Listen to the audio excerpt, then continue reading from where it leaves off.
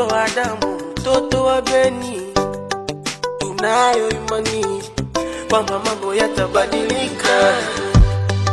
Uko wapi Mola wa Ikongo? Hatujachoka kuomba, tuna imani Mola atatenda. Tunajua yuko Muumba, nguvu zake tunazijua. Huwa tunajiswali eti Kongo lini tutapata amani. Everyday Mkongomani anadai tu amani we. Kongomani tulifanya kanini? Tuliua kana nyama, tulikusaka watu, ndo maana tupate amani we.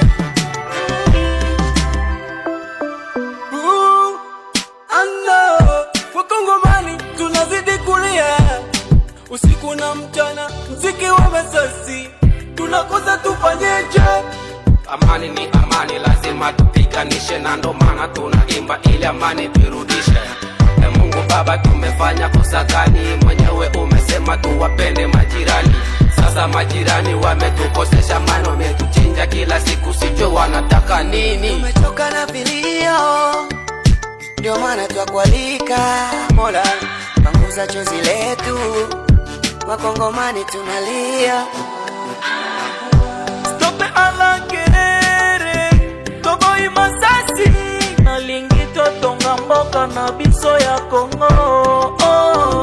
Mosala ezate ba eleve bazotanga te, ba refugee bakomi mbele. Wakongomani mani tunataka mani, tuna inji tajiri lakini twakosa usalama.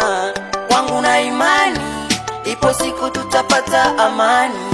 Wanasema uvumilivu una mbivu, tumevumilia sana paka tumeacha kwa na wevu. Wakubwa wa inji kweli twaomba huruma, siku hizi Beni ni noma, hakuna kurudi nyuma ama kurudi boy.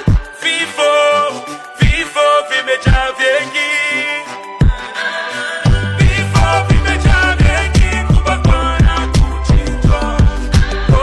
na muamini Mungu Baba, ipo siku ataleta amani.